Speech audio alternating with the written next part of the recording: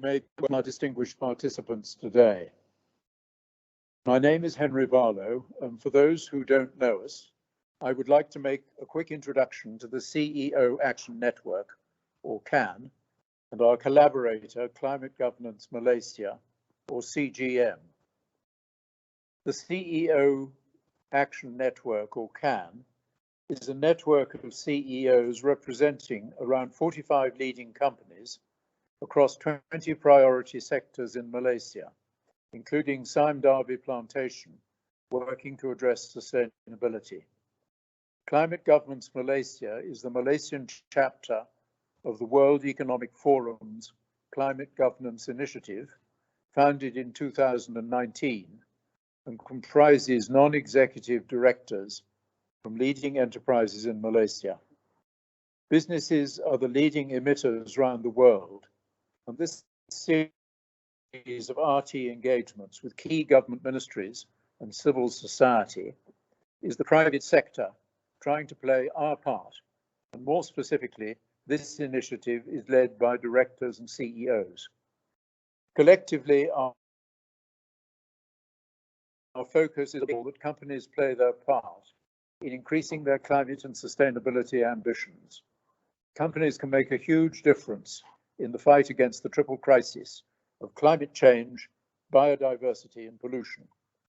Both CAN and CGM are co-organizing this series of roundtables across three main sectors: plantations and agro-commodities sectors, the energy and transport sectors, the property and construction sector, and the circular economy. Ladies and gentlemen and friends, CAN and CGM are really honored to have you with us today. We all have a common goal in moving our industry forward on climate action. To be really effective in moving the needle, we need clear and predictable government policy. In today's session, we hope to get feedback and ideas on high impact areas, the area of low carbon mobility, that can significantly lower our sector's carbon impact and get us on the road to net zero.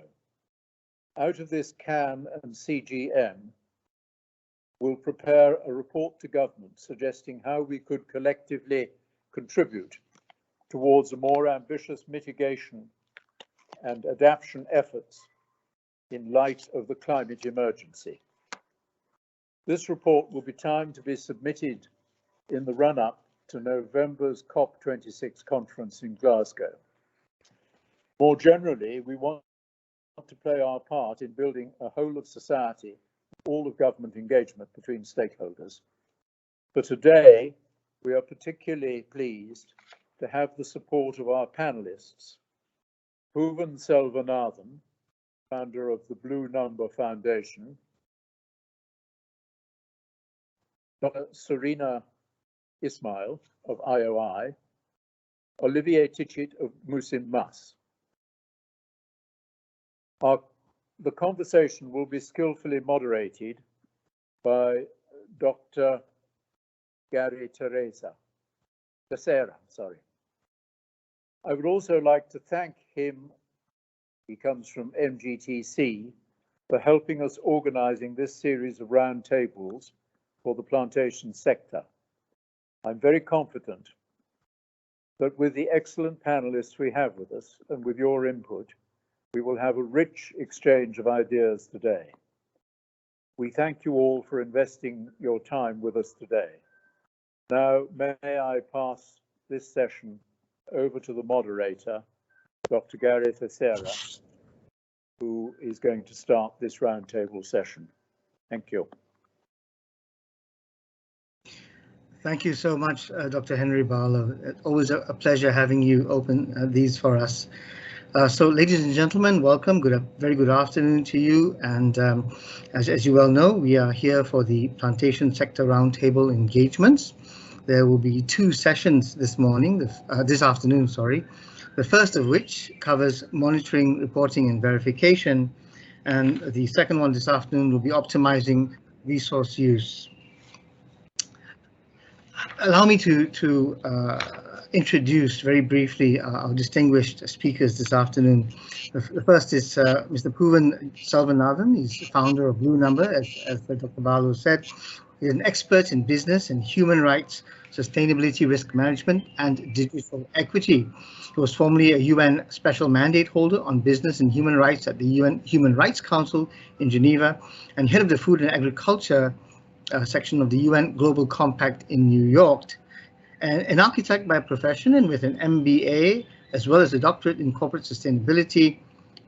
Before joining the UN, Puvan served as Chief Sustainability Officer at a Malaysian diversified conglomerate and helped set global standards to certify sustainable palm oil.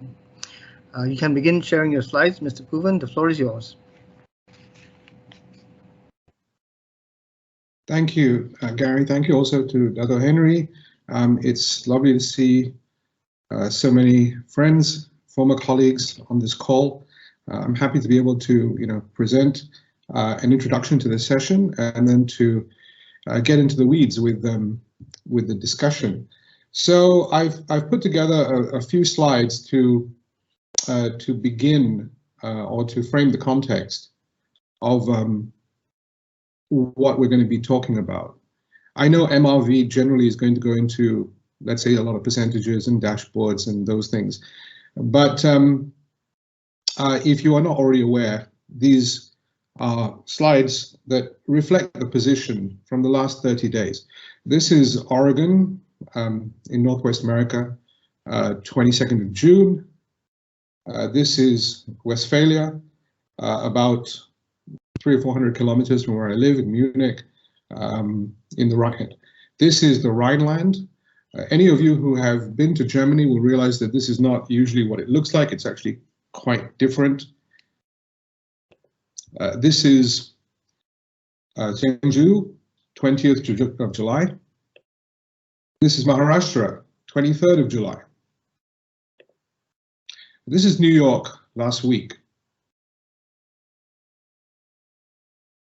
So these pictures, and the reason why it is that I'm sharing it is because there has been a fairly aggressive change in the way that people are thinking about climate change. And the Shell verdict, which I'm sure many of you know, has actually set now a strong precedence for how companies involved in climate change will be taken to task in almost criminal senses, including companies that actually invest in shore extent financing. So that's an important part. It's not just those people who, let's say, are actually perpetrating climate change by whatever measure, but those who are seen to be colluding in that exercise. One of the tools that we had developed at Bluenumber Foundation a couple of years ago has suddenly enjoyed a renewed interest in the last 30 days or so. This is a monitoring tool that we created that actually talked about the haze in Indonesia in 2019. And it's a map that we created where we overlaid mills, RSPO and non-RSPO mills, from where the epicenters of the fires were. And then we overlaid the 50-kilometer sourcing radius from these mills and all the public commitments of companies, including whom it was who owned those mills. So we would be able to make a fairly good representation of who was responsible for what. So this is something that we did as an exercise, but interestingly enough, in the last couple of weeks, we've had a lot of callbacks on this particular tool. So I'm just going to stop there as the intro and say that the slides that I showed are customers. They are destination markets. They are regulators. And most importantly, they are competitors, because every one of those countries also has edible oils. So I would hope to set the tone here to say that MRV has actually become weaponized by governments who want to show their electorates that they are on the right side of climate justice and they are responding effectively to the threats of lifestyles in North America, in Europe, in India, a huge customer, that is going to inform how it is that we structure our approach to climate change. Gary. Thank you so very much, Puvan, for your introductory remarks. Next up, we have Dr. Surina Ismail. She currently holds the position of Group Head of Sustainability at IOI Corporation Berhad. In this capacity, she is responsible for corporate sustainability, which includes aligning strategy and sustainability policies together with their implementation for the whole of the IOI group, and this includes both the plantation as well as the manufacturing divisions. Prior to this, Dr. Surina was the Global Director for Intellectual Property at Emery Oleochemicals. At the same time, she was Business Development and Operations Director for Emery Advanced Materials, a subsidiary company of Emery, which specializes in the dispersion of nanocarbon materials. And by the way, Dr. Surina does hold several patents in this field. Dr. Surina holds a BSc with honors, chemistry from Indiana University, a Master of Science from the University of Massachusetts, and also has a PhD from University of Akron in the USA. Dr. Surina, the floor is yours. Thank you very much for having me as a panel today about Malaysia achieving net zero emission by 2050. I think from the perspective of the palm sector, we definitely want to look at what are the low-hanging fruits for us to be able to achieve that, the goal of 2050, net zero by 2050. Looking at the framework and structure that's already in place in Malaysia, I think the best way to look at it is from the perspective of the Malaysian Sustainable Palm Oil Certification. And I say this because it is a mandated scheme, government mandated. In other words, every player within the palm sector has to be somehow or other certified sustainable palm oil, Malaysian certified sustainable palm oil.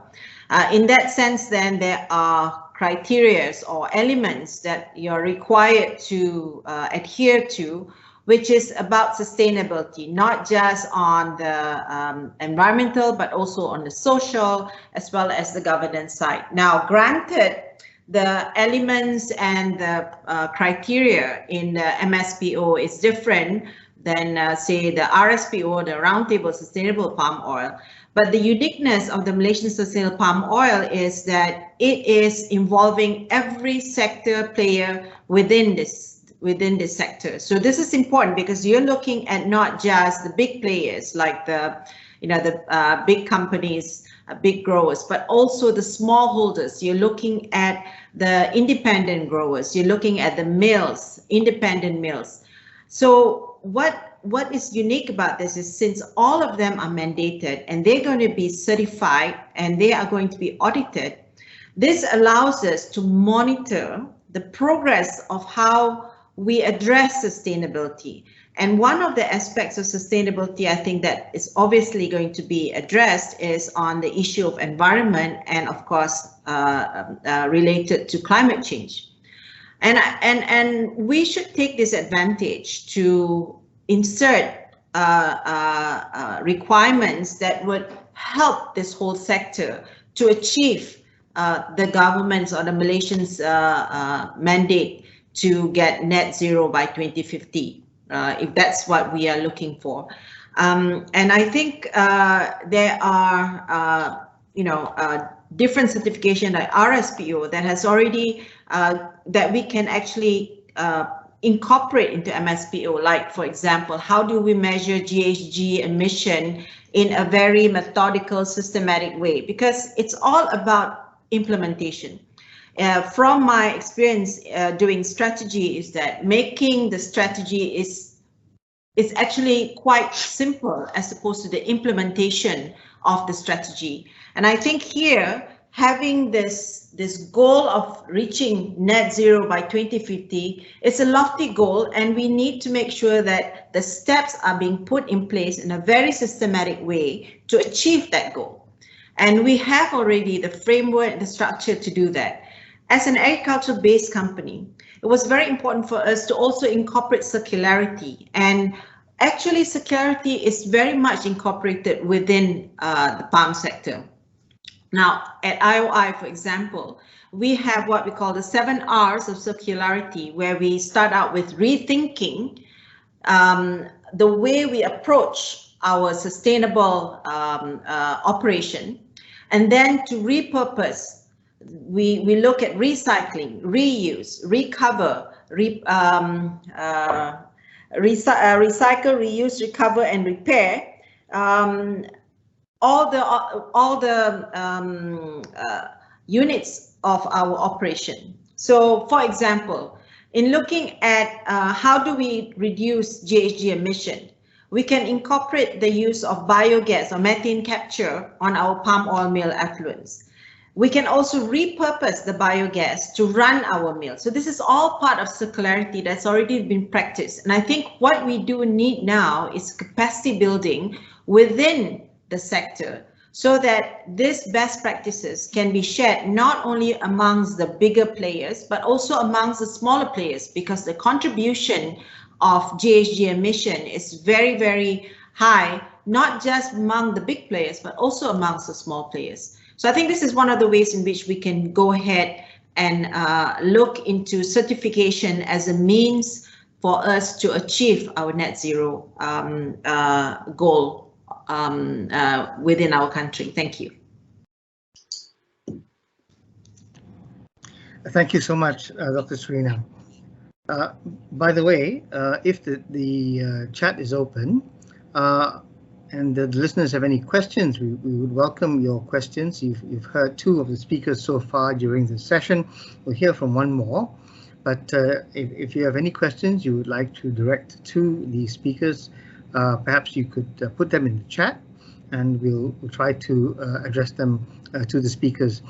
Do identify yourself when you pose a question, and also identify to whom you'd like the question to be directed, or perhaps you'd like to direct the question to all the 3 speakers. Right. Continuing on, our next speaker is Olivier Tichit. He's the Director of Sustainability Supply Chain of Musim Mas Group. He's based in Medan in Indonesia, and he is a tropical agronomist by training. And prior to joining Musim Mas, Olivier was the Group Head of Sustainability and Commercial Director of SIPEF, which is a Belgian plantation group working in Côte d'Ivoire, as well as Indonesia and Papua New Guinea. Prior to this, he was the Indonesia Country Manager for Ecom Agroindustrial and spearheaded coffee smallholders certifications. He's also a member of the board of GAPKI, the Indonesian Oil Palm Producers Association, and Olivier has also been actively involved in the RSPO, where he currently serves as an alternate member of the Board of Governors, as well as co-chair of the Standing Committee for Standards. Mr. Olivier Tichit, the floor is yours.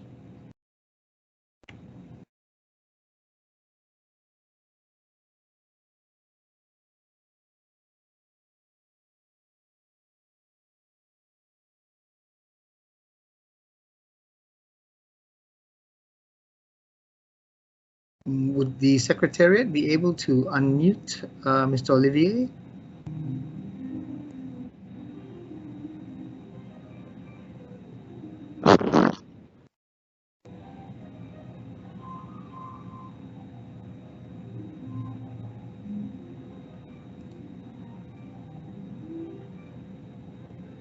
I think he needs to be unmuted, please.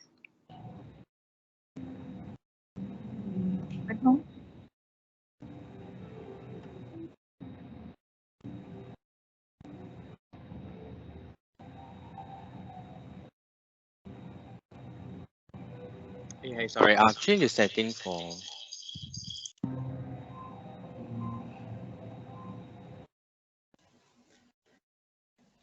Excellent. No, I've arrived.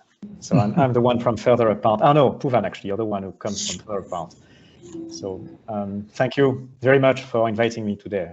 A great pleasure to speak with you all today.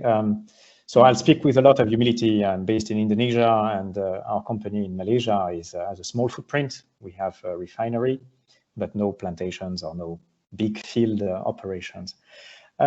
I've been asked to touch on one part of the supply chain, which sometimes a bit disregarded or considered as an impossible bit to manage: smallholders, and how they can be part of the target of reaching the target of no emissions by 2050. And how do we get there? And what can be the policies that the government can develop around that? So today in Malaysia, smallholders in the palm sector represent about 40%, let's say, of the production, which is equivalent or a bit less maybe than in Indonesia. And we know that there is a big potential there. There's a potential in terms in particular of yields. So we know that higher yields might yield to better environmental performance. We also know that the performance in terms of sustainability and environment of the smallholders might be lower than that of corporations. It's more difficult to reach to all those smallholders and get them on the way. But also it's difficult to monitor their progress because there are so many of them and they're not always very well organized, or data does not always flow well.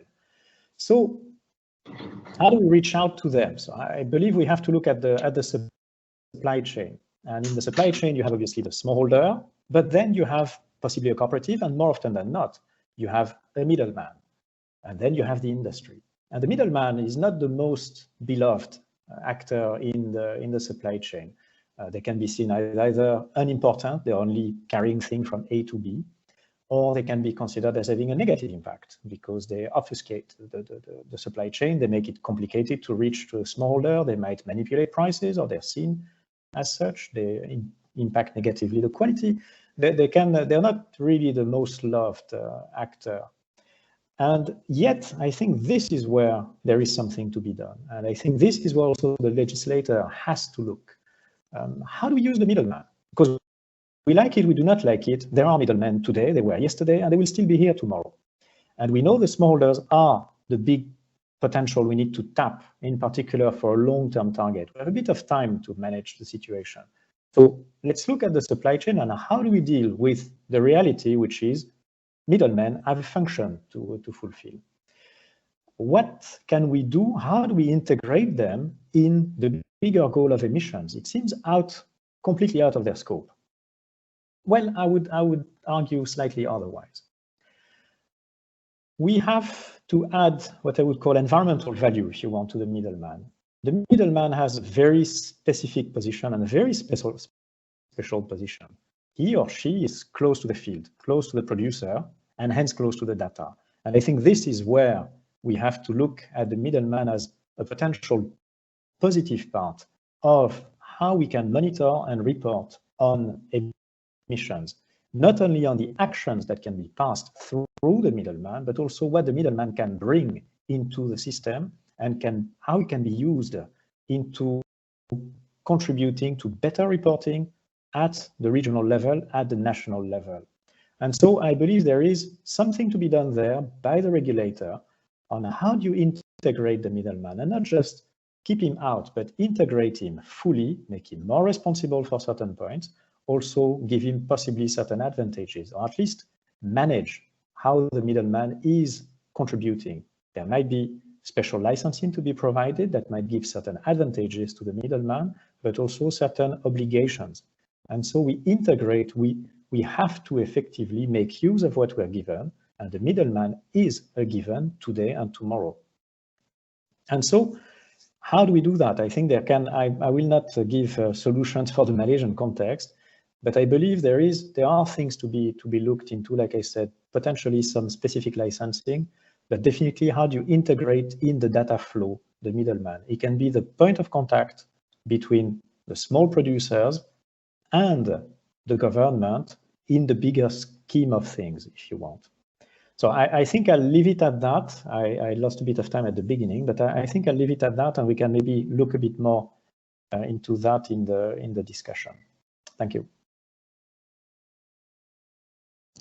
Thank you so much, Olivier, and apologies for the technical problems getting you unmuted earlier.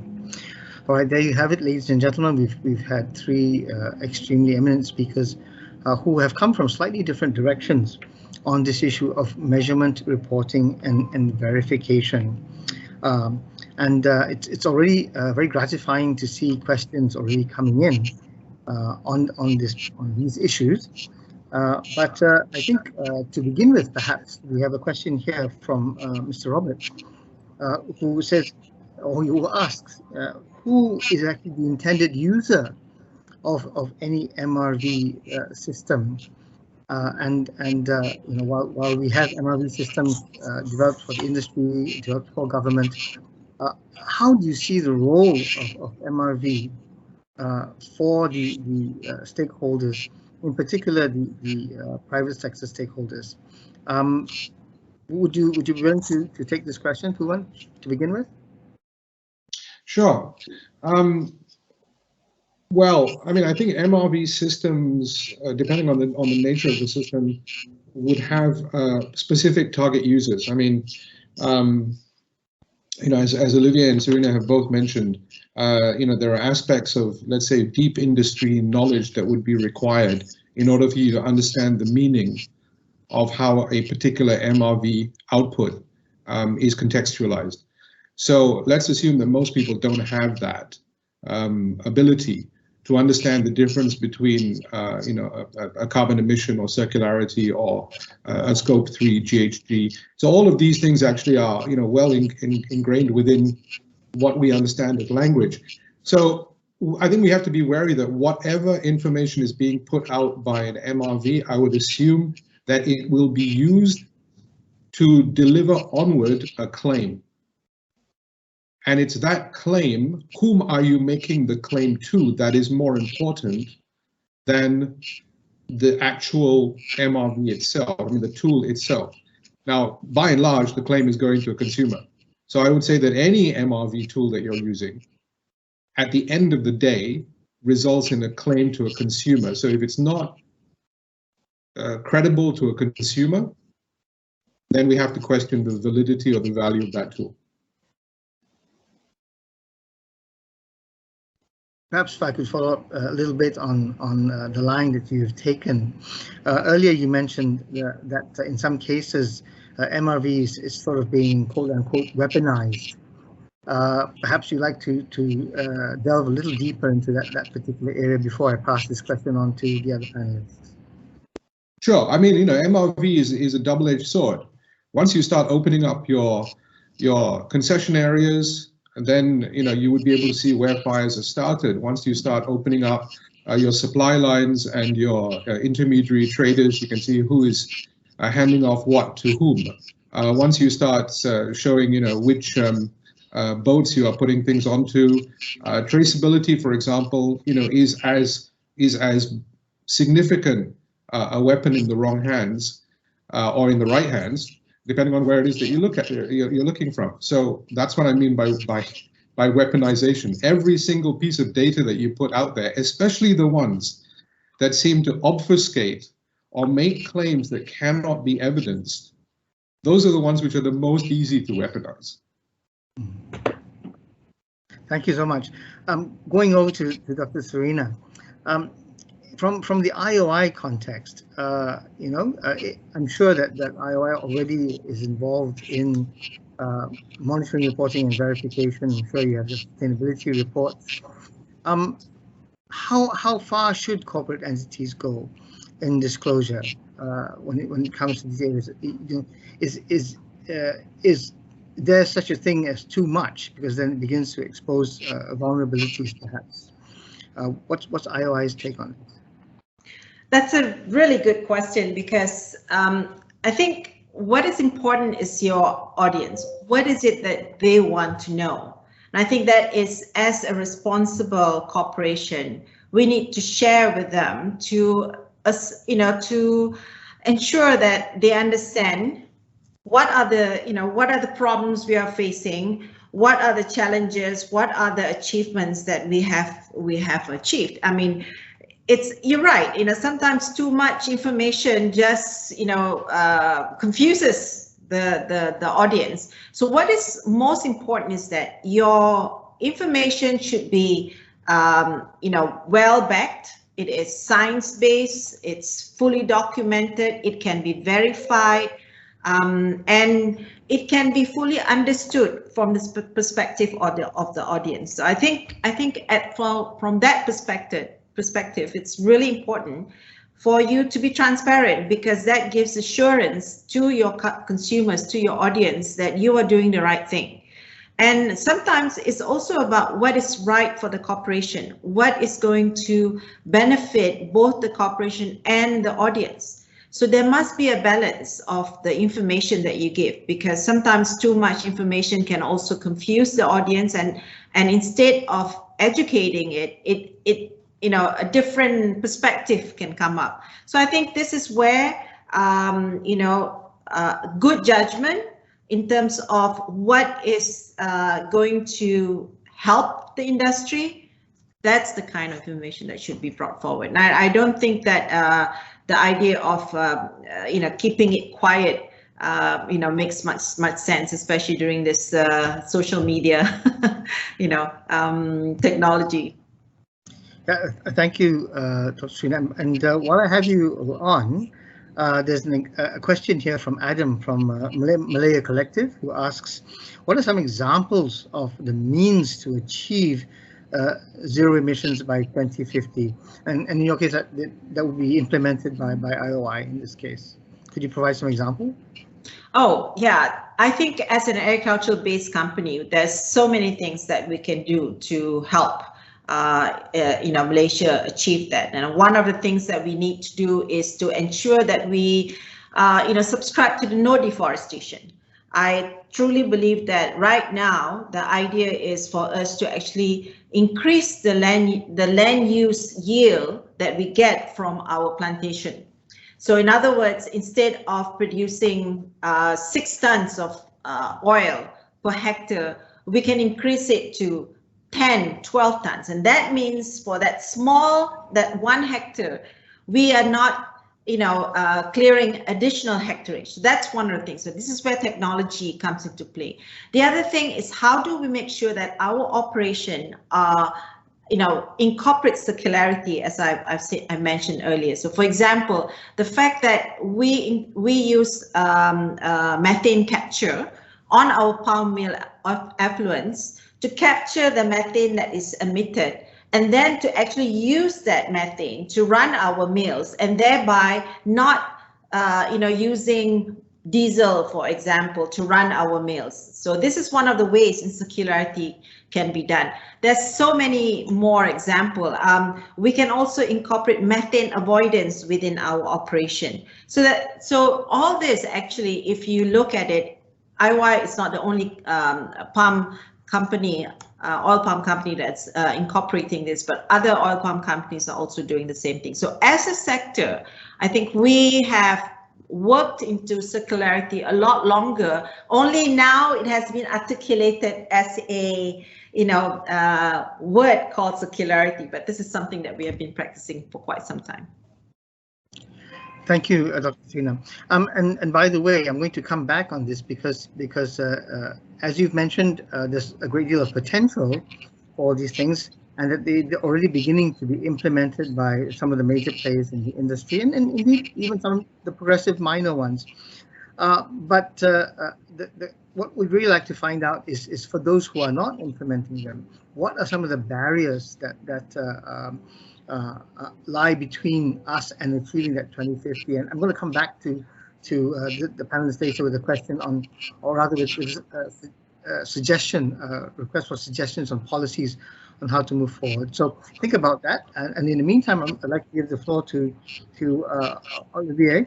Perhaps one of the questions, the role, how would you see the role of the middlemen in terms of MRV? Is it something that the middlemen themselves should aspire to, or is it something that perhaps the government should create a policy framework around, so that things like licensing, things like capacity building, training, can all come into play. Perhaps you'd like to elaborate on some of your experiences and move even deeper on why it is that middlemen play such a crucial role, especially with the smallholders. Olivier? Thanks. I'll take the opportunity to come back a bit on how MRV can be misused or not used well. One thing that I found a little bit, that I always find a bit annoying from our industry is that our industry is extremely transparent, is actually reporting a lot. And while it is a premium, I would say in the B2B dealings, it doesn't seem to be a premium in the public forum. And that is something that I always find very interesting. B2B, you see a lot of goodwill, I would say, and big corporations, our customers, your customers, Surina, as well, they recognize the value of that, and they welcome the fact that Palm is very advanced there and very keen on progressing, which is not usually our image. But again, in the public forum, then the information that's put out is not always used correctly, and I agree, it can be weaponized, so to speak. And definitely, the bad image of Palm still makes it so that the more you put out in the public, the less goodwill you seem to get. So that's quite that's always a bit of a that's the life, that's the world in which we live, and that's our business environment. But I think the palm industry is very resilient. Now, going back to the middleman, we have to use every arrow in our quiver. So in a perfect world, we would be working with cooperatives, let's say, of smallholders. Every smallholder would be part of a perfect cooperative, which is functioning perfectly democratically, which can supply services to its members, and which in exchange can then collect, as we're here to discuss MRVs, which then can collect data very accurately, very reliably. There are such cooperatives, they do exist. There are also some large smallholder schemes, in particular in Malaysia, and they do function. But there's also a large fraction of the smallholders who are relying effectively on the smallholder, and we as an industry rely on the middleman. So we have to make use of the middleman in that case. And so the middleman, I think, can be used depending on the area of Malaysia or Indonesia. We have to think of how best we make use of the middleman. It can be either a conduit. So it can be that the government says, okay, I want to reach out to all the smallholders because they are part of the grander plan of reaching zero emissions by 2050. We have to reach to them. We have to know where are the gaps, where are they lacking in terms of yields in particular. I fully agree with what you said, Surina. Yes, the future of our industry is with yield intensification. And the big gap is with the smallholder. The industrial plantations will lead the way, of course, but the smallholders are where the gap is. And if we want no more deforestation, there is a big opportunity there. We have to realize it. So it can be a conduit, two-way conduit. One way can be how we reach out to the smallholders to improve their practices. And it doesn't have to be the middleman himself, but the middleman can be a bit the postman, if you want, or the point of contact.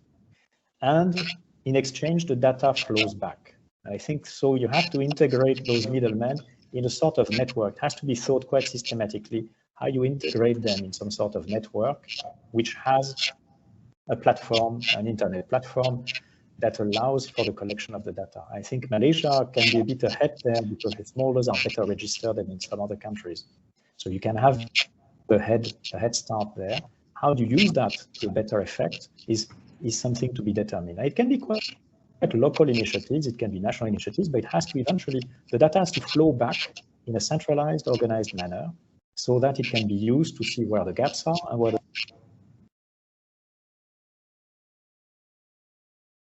data.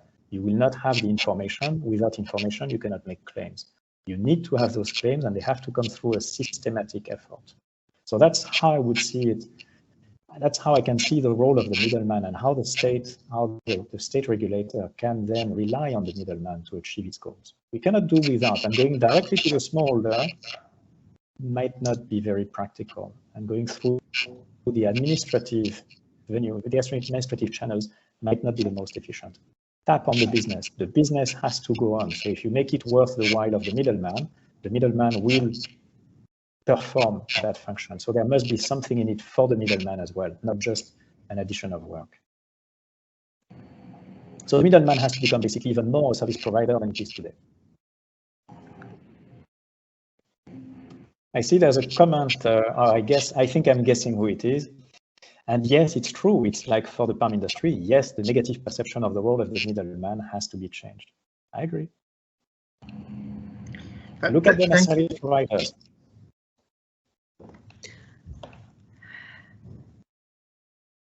Okay, thank you very much, Olivier, for elaborating on that, and thank you also for picking up the question from the chat. So yeah, it's very clear, not just in Indonesia, but perhaps around the world, where smallholders may not necessarily have the capacity to apply what they need to manage their holdings. And in some cases, it may be that some expert advice and even in expert management may be useful in the form of a middleman who is willing to come in and if not train the smallholder, at least take over some of those roles. I noted a question from the floor, and I was wondering if the secretary could tell me if I can give the floor to any of the people who are posing questions at this point, or do I have to simply direct those questions to the speakers? Can I just follow up with the middleman issue? Please, Dr. Surina.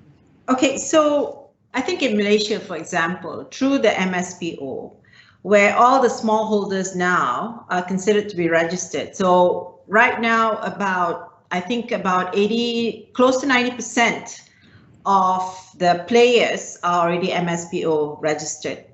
So a lot of them will be smallholders, and the smallholders are generally handled by the Malaysian Palm Oil Board in a sort of a sustainable palm oil cluster.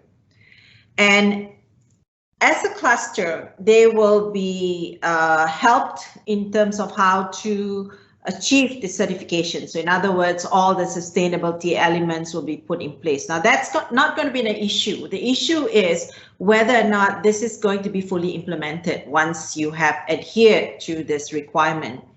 And I think this is where, for example, in the case of IOI, we have worked with our smallholders together with MPOB to help them, for example, give capacity building and education in terms of best practices. So for example, sharing with them how to the fertilizer usage, because that's really important. The amount of fertilizer that you use is directly connected to how healthy your palm is, and therefore the fruits, and not, of course, your yield. So these are sort of things that I think, as I say, the structure in Malaysia is already in place. It's just a matter of making the dots more connected. In other words, once we have identified the smallholders, there should be also a mechanism where you can marry the smallholders or the cluster of smallholders with maybe a bigger player where you can share the practices, because ultimately the fruits of the yields of the smallholders will go through the mills belonging to the bigger players. So it's like a win-win situation. And this is something that I think it's important for the smallholders to be, to be aware of, and for the bigger players to understand that it actually will help them if the smallholders have a higher yield. I think this is so I think this middleman person, I don't like that connotation, because it somehow rather, I'm sorry, Olivier, but it sounds as though there is always this perception of this middleman is just, okay, I'm just being a postman, which I really don't like it. A postman or somebody skimming a little bit of a few ringgit here or a few ringgit there. And we have enough problems in our palm sector. Yes. But at the same time, the middleman is the one in contact on a daily basis with the smallholder, with the small producers. And that's their key value. Sorry. Yes, that's true. Yes, true. Yes, Puvan, please go ahead. Yeah. So I mean, I'm just assuming we're going to go into a discussion here. So there are a couple of points that have been raised, I think, by both Olivier and Surina, which is interesting. First of all, I have no problems with middlemen. I think that middlemen add value. If they do add value, then we shouldn't be ashamed of the value that they add. The problem is that we have a lot of middlemen in any industry that add no value and simply become gatekeepers to situations which then are exploitative and all sorts of other things. You know, we know that. And it's this kind of practice is no stranger to the palm oil industry as well. Okay, so I think the questions that I wanted to, or what I wanted to pick up on was what Olivier, you had mentioned that, I don't know quite how you put it, but basically, there was the palm oil is the great mistress of the food sector. It's the hidden affair. Right, it's where there's no labeling. Everybody wants to. It's the dirty secret that that companies want to keep using. This highly productive, highly affordable oil, but they don't want to label it. They don't want to promote it. So, and that's the. Oh yeah. So how you said it was. There's a lot of B2B interaction, right? There's a lot of information being shared in the B2B. But where does this appear on pack?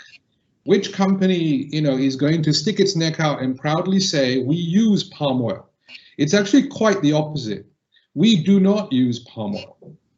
So those people on the other side are, the temperate crowd that's saying, hey, look at us, we're doing this for all these other reasons. So now we must ask, I think, the question, what value is all of this B2B interaction if it is actually not, at the end of the day, achieving what we want, which is to continue to enable the license to operate in those destination markets.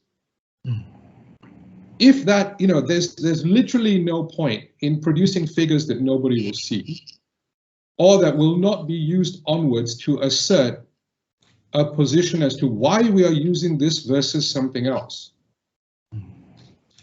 So that's the question that I would like to ask. And the second thing is, we keep talking about all of the, the wonderful things that we are doing in our opinion, helping smallholders.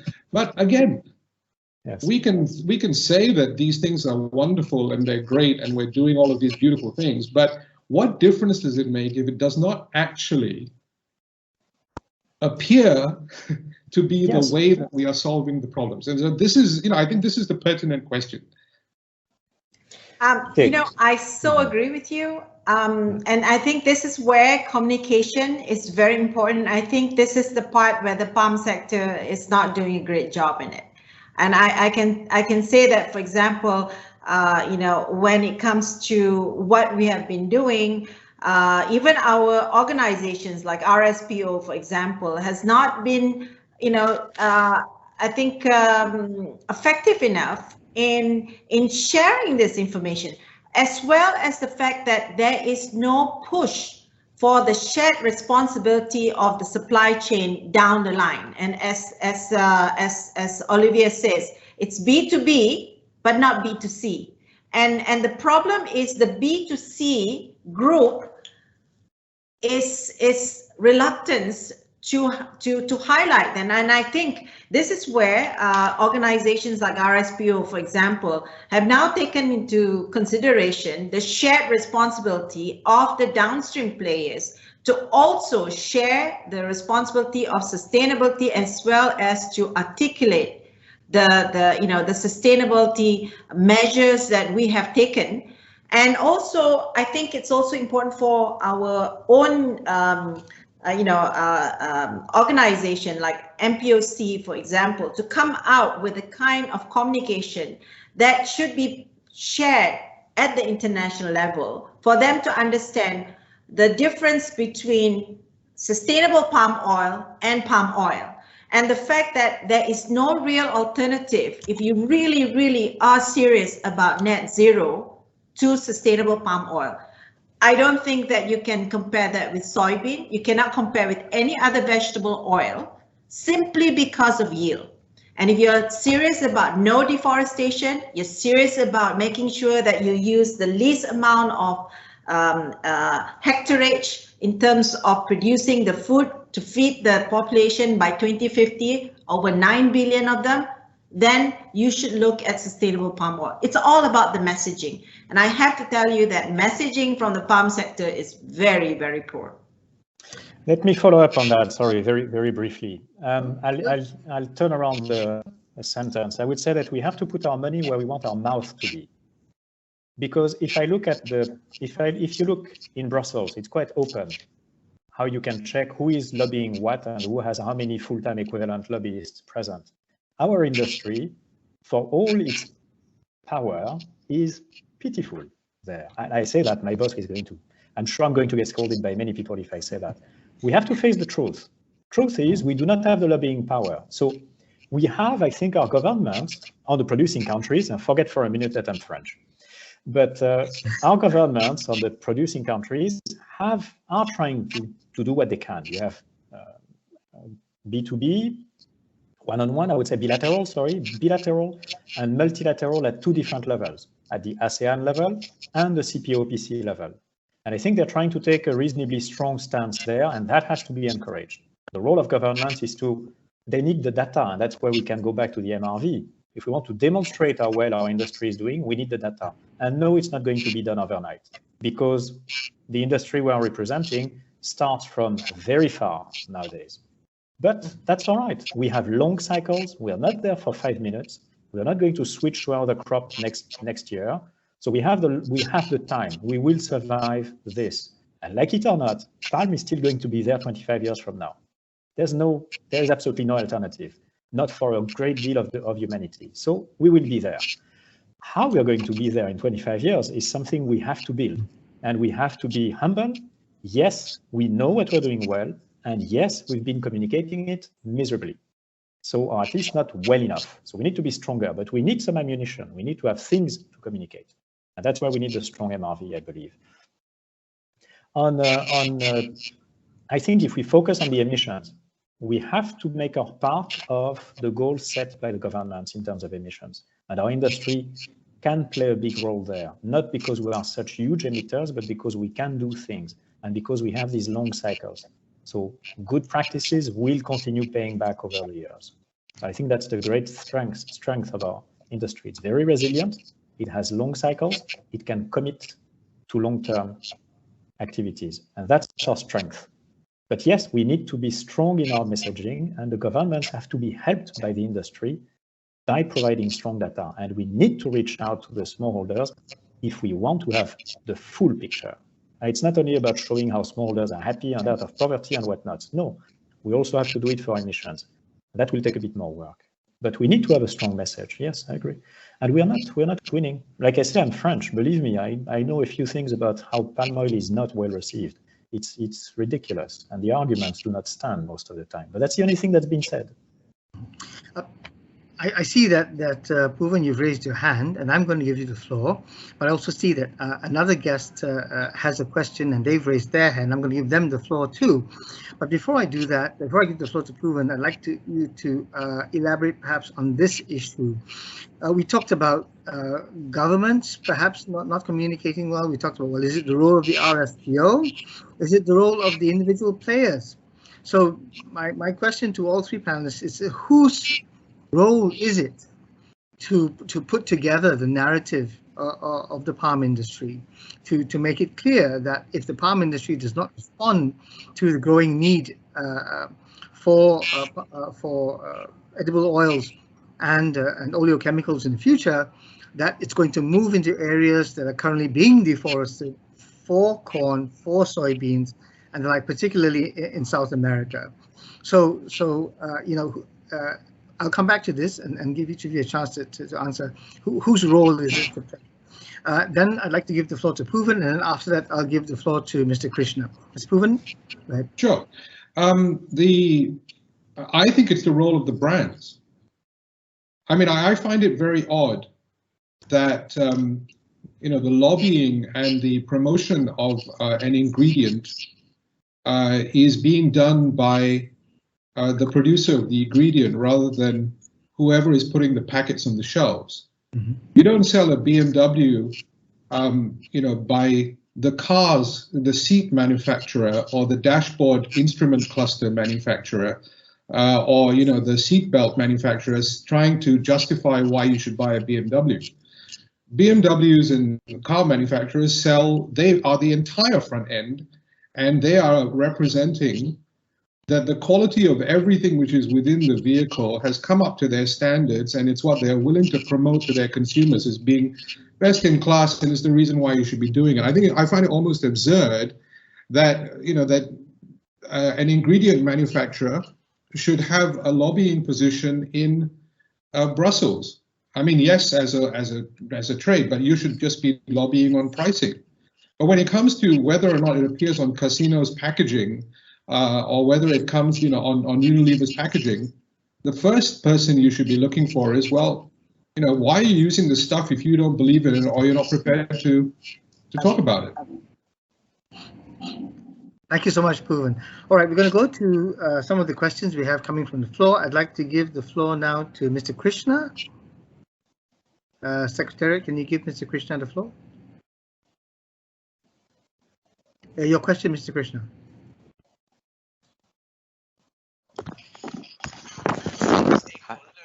Hi, Mr. Krishna. You are able to turn on your microphone. That you're discussing, for example, the power apps. Yes, pretty much, yes. They are also talking about the power apps. They're also talking about the river access as well. Hello. Mr. Krishna, you can speak now. You have the floor. Yes. My question is directed to Dr. Surina. It's specifically related to monitoring, reporting, and verification of what's exactly happening on the ground. Just to take a very specific example, there are many palm oil mills in the country which are run so inefficiently from the point of energy that they are running diesel gensets and or importing electricity from the TNB grid to run their mills. And I personally know of many mills. So what is being done to monitor, verify, and report these things so that something can be done about it? Secondly, is there a benchmark set towards these renewable energy issues within the palm oil industry? Thank you. Thank you, Mr. Krishna. While you ponder that, Dr. Surina, let me give the floor to the second questioner, someone with the initials TCH. Could you give the floor to Mr. or Miss TCH? Your question, please. Unmute your mic and speak.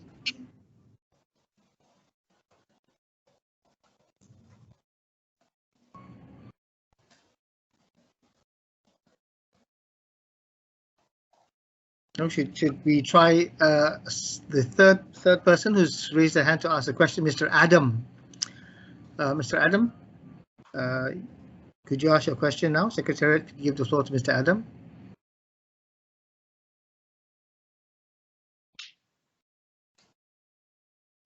Hi, Mr. Adam has gotten the rights to unmute himself. Okay. Yeah, unmute please and pose your question. All right.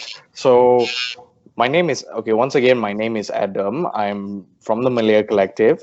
So my question is going to be addressed to both Olivier and Dr. Surina. Is the law enforcement involved much in the industry at present? Because law enforcement needs to be strengthened and crack down on all the bad players in the industry in order to prevent them from harming the environment further. And before you can strengthen one of the easiest strategies to strengthen the law enforcement is to tackle corruption. Well, thank you very much for your question. So once again, can we try giving the floor to TCH to ask their question?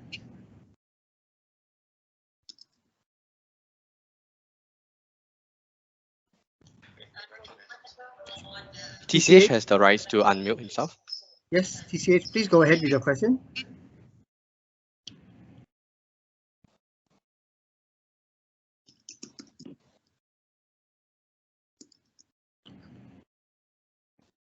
Yeah, no, I think we may be having some technical problems with TCH.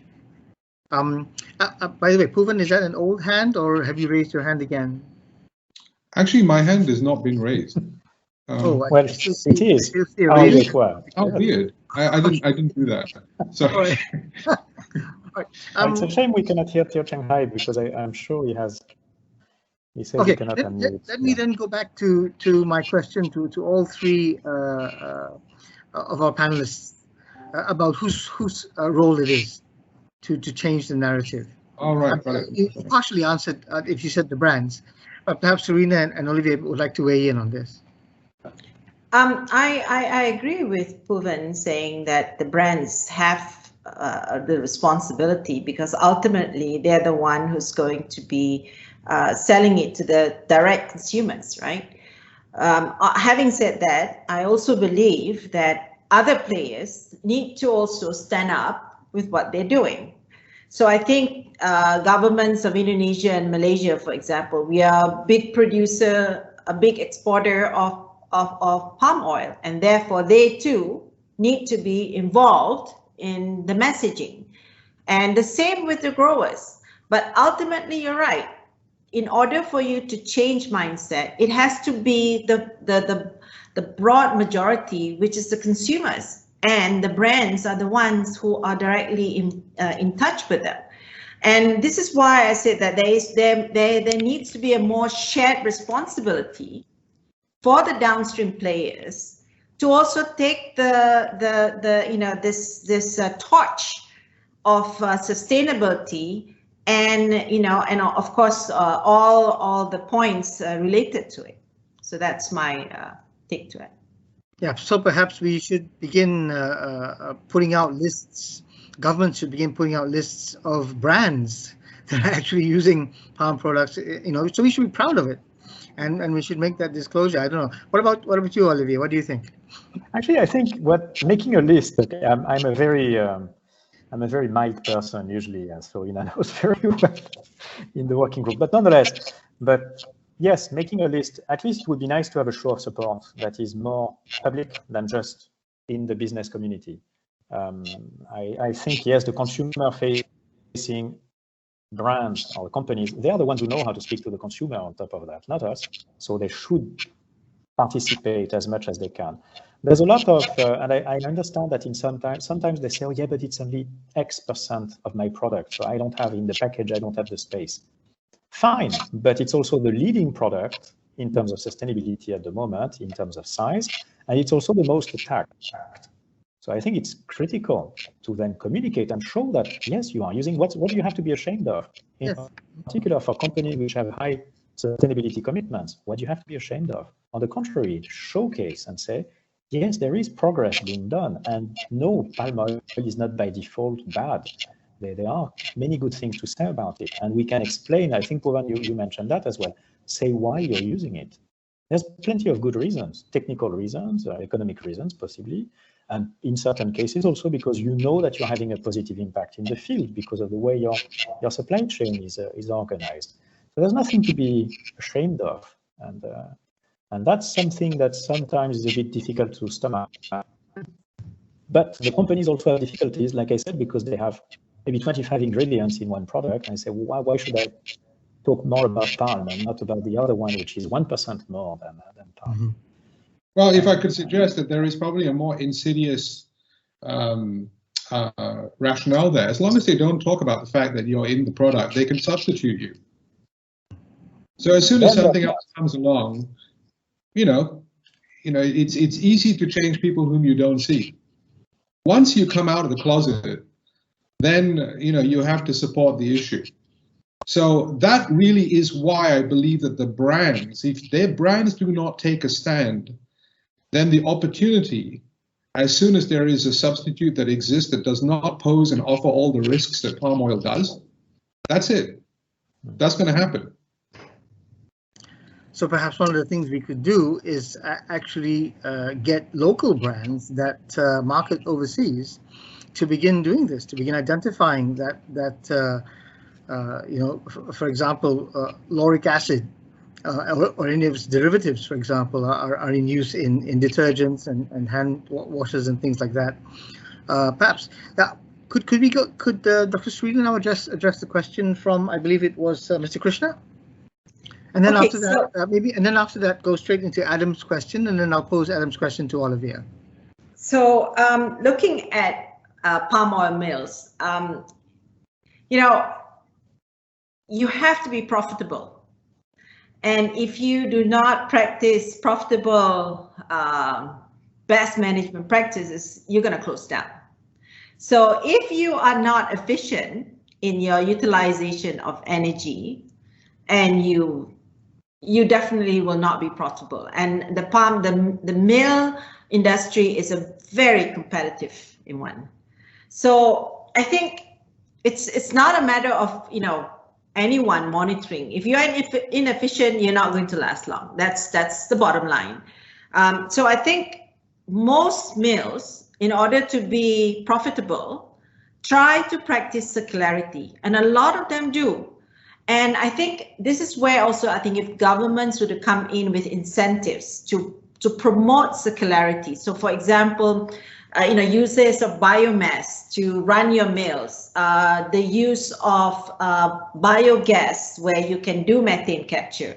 The fact that if you have a technology that you can have methane avoidance, because not all mills you can install methane capture because it's too small, it's not going to be profitable, it's going to be too intensive in terms of the capital expenditure. Methane avoidance is another method. So there are several things that you have to do nowadays to do this. And one of them is obviously to make sure that you have the necessary technology. And this is where, if the government of Malaysia and Indonesia are serious about net zero in the palm sector, they have to try and see whether there is an incentive to move the industry towards use of technology.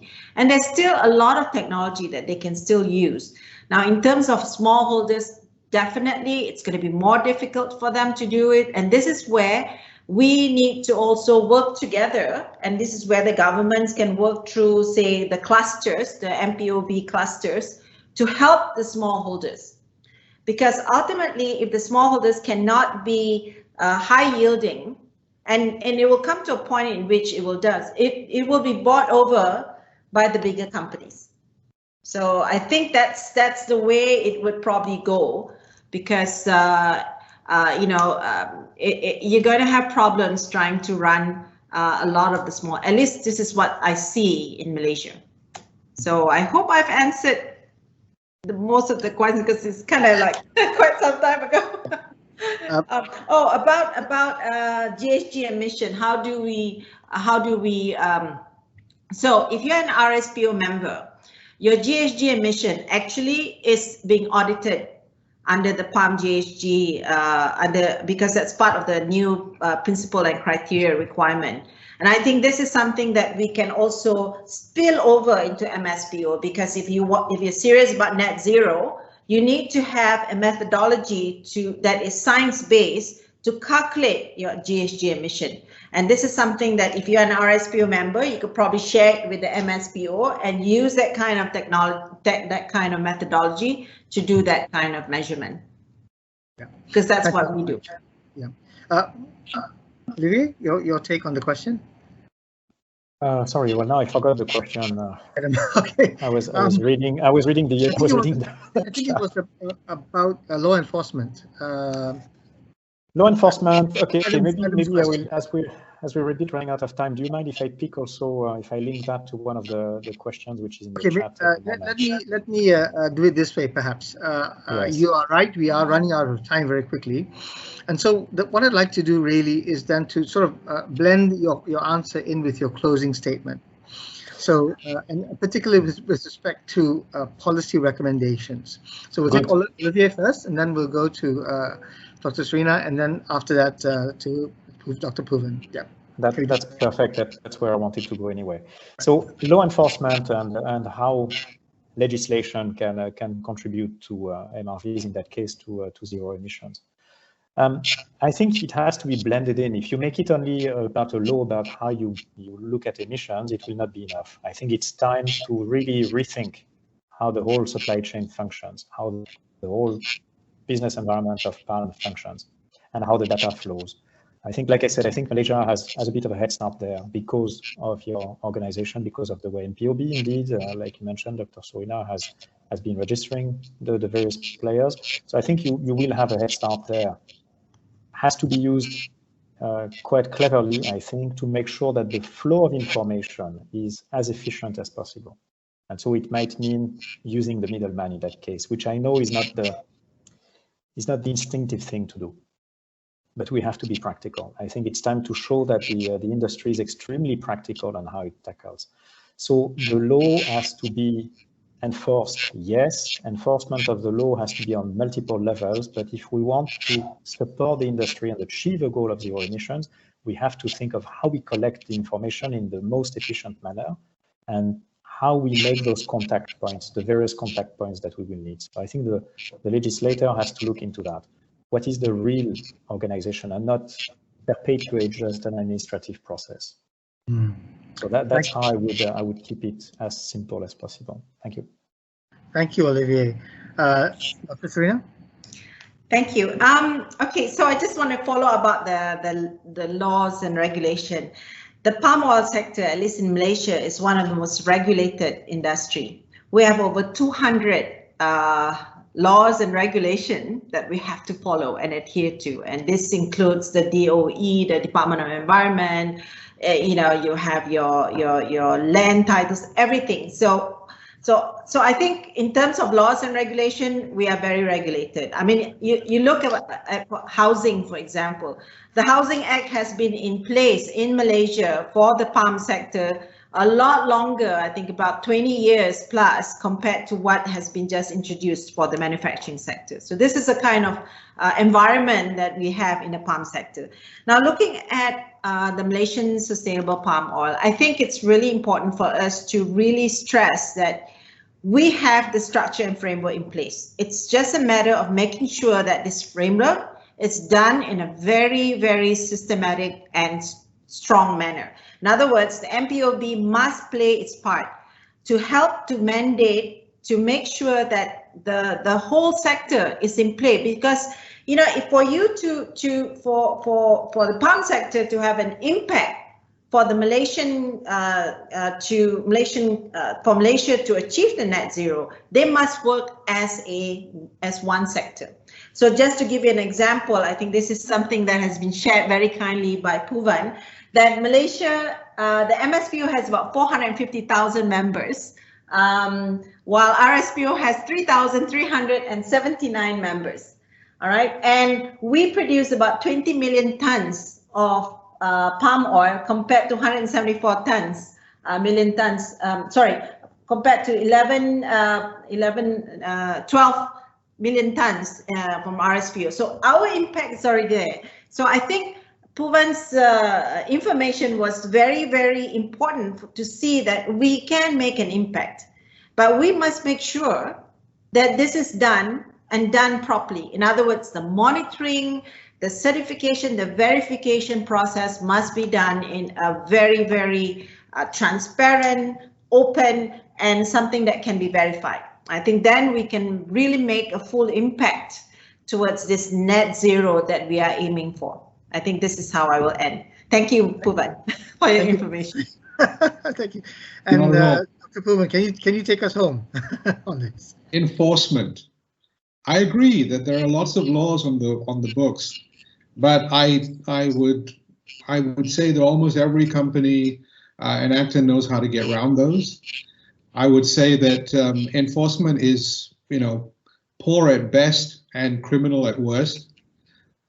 So without enforcement, there is no trust in the system. Why anybody should believe that MSPO is not a grand scheme between the companies and the government, which most people would probably believe. So without credibility in enforcement, it's worthless. And I think that is where the lacuna exists between the rest of the world and what Malaysia thinks it should be doing. Thank you so very much, Puvan.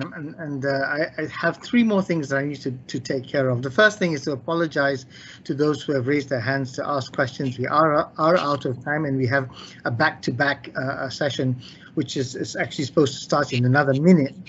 But I also do have a very important thank you to say to Puvan, to Surina and Olivier for joining us. I think it's been very stimulating discussion as evidenced by the questions, the depth of the questions and the number of questions asked. And on behalf of the organizing committee, CAN and Climate Governance Malaysia, thank you so very much for taking time out of your schedules to be with us this afternoon. There is one last thing I do need to take care of, and that is a poll. We do have a poll. Would the Secretariat kindly put the poll up? And for you ladies and gentlemen out there in the audience, kindly make your choice. Can Malaysia reach net zero by 2050? That's the first question. 3 choices: yes, Malaysia can. Read that can any way you like. Maybe or no. And then click the submit button. I'll give you another 5 seconds on this. It's not too difficult of a question. 3, 2, 1. And could we then have the second question? Is there a second question?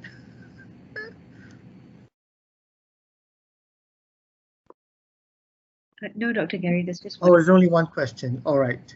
Well, could we then look at the results of the poll?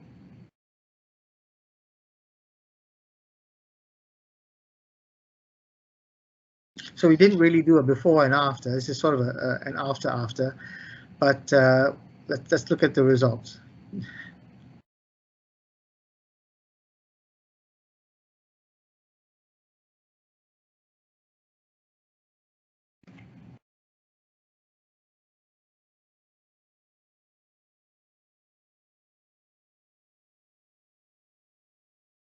Okay, so there we have it. Well, by a fair margin, 52% say maybe, 22% say yes, Malaysia can, and almost equal, no, 25, sorry, 25 and 25, tied.